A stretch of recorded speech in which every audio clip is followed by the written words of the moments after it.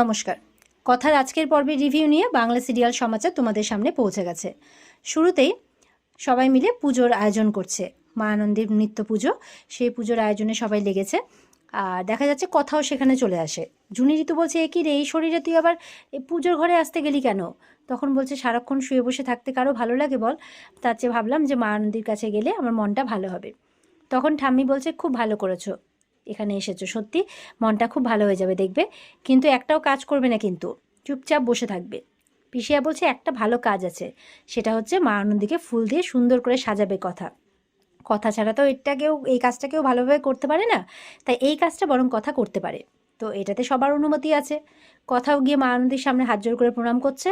তখন অগ্নির মা কিন্তু কথাকে সেই ফুলের থালাটা দিচ্ছে, আর কথা তার মা আনন্দীকে সুন্দর করে ফুল দিয়ে সাজাচ্ছে। ওদিক থেকে কিন্তু কায়দা কানুন টিম দেখছে, বাইরে থেকে দেখছে পরিবেশটা বেশ সিরিয়াস হয়ে আছে বলে একটু অন্যরকম করতে হবে। জন্মাষ্টমী নিয়ে আলোচনা করছিল তো ভেতরে, কিন্তু কথা এরকম অবস্থার জন্য করতে চাইছে না। কথা শরীরের উপর দিয়ে ধকল যাবে, কারণ পুজো বলেই তো সে ঝাঁপিয়ে পড়বে। সেই জন্য ওরা এসে বলছে, জন্মাষ্টমীটা করলে কিন্তু ভালোই হয়, তালের বড়া, মালপোয়া, কত আনন্দ হবে, তাই না? তাই বলছে, বলে হ্যাঁ, তোদের তো শুধু মালপোয়া তালের বড়া ওদিকেই চোখ বেশি, তাই না? তখন পিসিয়া বলছে। তখন ছোটকা বলছে, না না, তুই একদম ভুল কথা বলছিস, তালের ক্ষীরের দিকেও আছে, তাই বলছে। তখন এই নিয়ে মজা করছে আর কি তারা। ঠিক এবার সবাই মিলে ঠিক করে বড়রা যে জন্মাষ্টমীর পুজোটা করাই উচিত, কারণ করলে দুর্ভোগও কাটে। তাই আমরা এই জন্মাষ্টমীটা খুব ভালো করে করব, তাই বলছে। এদিকে কথা মা আনন্দীর সামনে প্রার্থনা করছে যে সে তো ফুল সাজাচ্ছে, এবার থালাতে যদি লাল ফুল অবশিষ্ট থাকে তাহলে কথা বুঝবে তার সন্তান বেঁচে আছে, এই বলেই তার মা আনন্দীকে বলছে। তো কথা একটা একটা করে ফুল দিচ্ছে আর দেখছে যে লাস্ট ফুলটা লালই থাকে আর কি। তখন তো কথা বুঝে যায় তার সন্তান বেঁচে আছে, আর এটা তার মায়েরই একটা ইশারা। তখন সে মা আনন্দীকে ধন্যবাদ জানাচ্ছে যে আমি জানতাম মা আনন্দী, তোমার কৃপা আমার উপরে আছে, আমি জানতাম যে আমার সন্তান বেঁচে থাকবে। এই বলে ফুলটা মায়ের চরণে অর্পণ করে মাকে প্রণাম করে এবার সবাইকে বলছে, আমি একটু ঘর থেকে আসছি, কারণ এই কথাটা তার পাচক মশাইকে বলবে যে তাদের সন্তান বেঁচে আছে। এই বলে যখন বেরোচ্ছে দুয়ার থেকে, তখন কিন্তু কথার মাথাটা ঘুরতে থাকে। কথার একটু অবাক লাগছে, এরকম কেন করছে, তাও কিন্তু হাঁটছে। এবার যেতে যেতে হঠাৎ করে মাথাটা ঘুরে পড়ে যায়। তখন কিন্তু সেখানে অগ্নি আসে, আর অগ্নি এসে কথাকে সামলে নেয়। তখন তো সবাই মিলে কথার কাছে দৌড়ে যায়, একদম হইচই পড়ে যায়। এবার তো অগ্নি কোলে তুলে নিয়ে এসে ওদিকে প্রত্যয় চেয়ার রেডি করেছে, সেখানে বসায় দিয়ে চোখে মুখে জলের ছিটা দিতেই কথার জ্ঞান ফিরে আসে। বলছে, মাথাটা একটু ঘুরে গেছিল। বলে, তোকে কতবার বলেছি যে এখন তো রেস্টের প্রয়োজন, তুই কেন কথা শুনিস না বলতো? তখন ঠাম্মি, পিসিয়া সবাই বলছে, এখন একটু রেস্ট নিতে হয়, কথা শরীরে অনেক ধকল গেছে, এটা রেস্ট নেওয়ার সময়। তখন ঠাম্মি বলছে, একটু কালো জিরা রসুন, কালো জিরে বাটা রসুন ঘি দিতে বলছে, শরীরটা তাহলে টানবে। এবার তো অগ্নি ধরে ধরে কথাকে বিছানায় নিয়ে আসে। কথা তো কিছুতেই শুতে চাইছে না, কিন্তু সবাই মিলে ওকে কথাকে জোর করে কিন্তু শুইয়ে দেয়। তো কথা বলছে, আমি ঠিক আছি পাচক মশাই। তখন অগ্নি বলছে, ঠিক আছে, আর একটু ঠিক হয়ে যা, ঠিক আছে, এই বলে কথাকে রেস্ট নিতে বলে। কথা কিন্তু ঘুমিয়ে পড়েছে। ঘুমিয়ে এবার একটা স্বপ্ন দেখছে যে সে তার বাচ্চাকে কোলে নিয়েছে, আর অগ্নিও সঙ্গে আছে, দুজনেই দুজনের বাচ্চাকে খুব আদর করছে, তাই এরকম একটা স্বপ্ন দেখছে। এরপরে কিন্তু আচমকায় স্বপ্নটা ভেঙে যায়।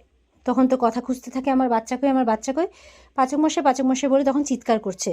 তখন তো একদম তার পাচক মশাই ছুটে আসে, সঙ্গে সবাই ছুটে আসে চিৎকার শুনে।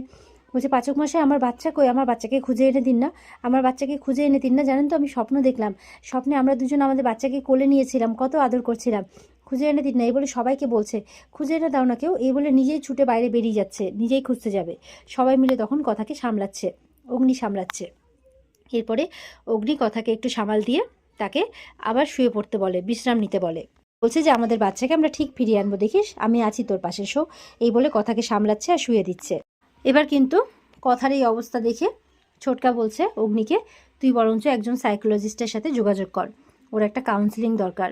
এই সময় তো একটা মানসিক ট্রমার মধ্যে দিয়ে যাচ্ছে, তুই ওকে ইমিডিয়েটলি একজন ভালো সাইকোলজিস্টকে দেখা, ওর কাউন্সিলিং দরকার, ওকে তো সুস্থ করতে হবে। হয়তো উনি কিছু ওষুধ দেবেন, সেই ওষুধ খেয়ে ও যদি সুস্থ হয়। তখন অঙ্কিত বলছে, হ্যাঁ, একজন নিউরো সাইকোলজিস্টকে দেখা, আমি খোঁজ করছি দরকার পড়লে।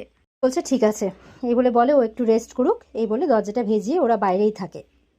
পরদিন দেখা যাচ্ছে একজন নিউরো সাইকিয়াট্রিস্টের খোঁজ করছে, ভালো একজন, অগ্নি। তো অগ্নি তো নিজে নিজেই বলছে অ্যাপয়েন্টমেন্ট পাবো কি না দেখি, একটা মেল পাঠিয়ে কথা বলার চেষ্টা করি।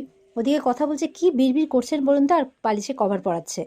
তো অগ্নি বলছে, এই দেখেছিস তো তুই কী করছিস, সেটা তোকে বলেছি না কোনো কাজ করতে হবে না। বলে আসলে অনেকদিন ঘরে বসে থাকতে থাকতে দেখছি ঘরটাও এলোমেলো হয়ে গেছে।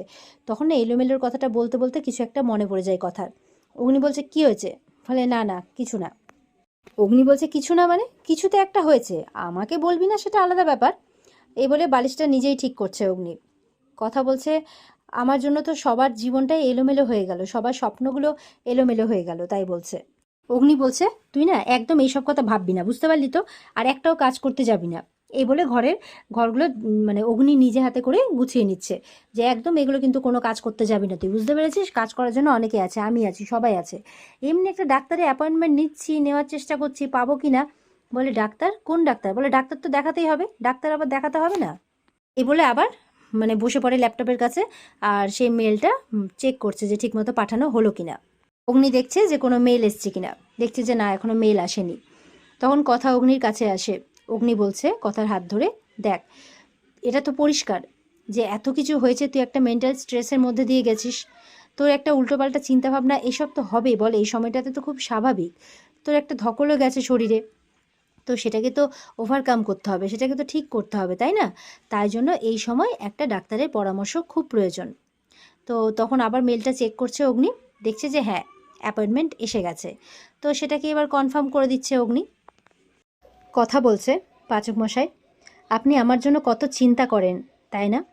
তখন কথাকে সামনে টেনে মানে সামনে নিয়ে আর কি অগ্নি বলছে, দেখ চিন্তা তো করতেই হবে, সামনে কত কাজ, কত বড় দায়িত্ব বলতো। কিডোর জন্য তো আমাদেরকে করতেই হবে, তাই না? তোকে তো ভালো থাকতে হবে, সুস্থ থাকতে হবে, নাহলে কি করে হবে বলতো? অগ্নি বলছে, আমাদের সামনে কত বড় দায়িত্ব বলতো, কিডোর জন্য তো আমাদেরকে স্ট্রং থাকতেই হবে, তাই না?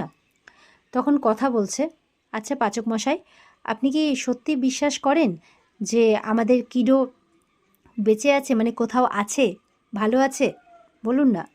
অগ্নি বলছে, আমি বিশ্বাস করি কথা, আর ওকে ঠিক আমি তোর কাছে এনে দেব, তুই দেখিস। এই বলে মানে আশ্বস্ত করছে আর কি কথাকে। আর কথাও তার পাচক মশাইয়ের কথা শুনে বেশ খুশি হয়, মানে মনটা ভালো হয়। আর এখানেই কিন্তু আজকের পর্ব শেষ হয়ে যায়। তো পর্ব তোমাদের কেমন লাগলো কমেন্ট করে আমাদের কিন্তু জানাতে ভুলবে না। আর এই পর্বের বিস্তারিত দেখতে অবশ্যই স্টার জলসার পর্দাতে সবাই চোখ রাখবে। দেখা হচ্ছে তোমাদের সাথে আগামীকালকে আবার নতুন পর্বের রিভিউ নিয়ে। সবাই খুব ভালো থাকবে। তো আজকের মতো এই পর্যন্তই। টাটা, ভালো থেকো সবাই।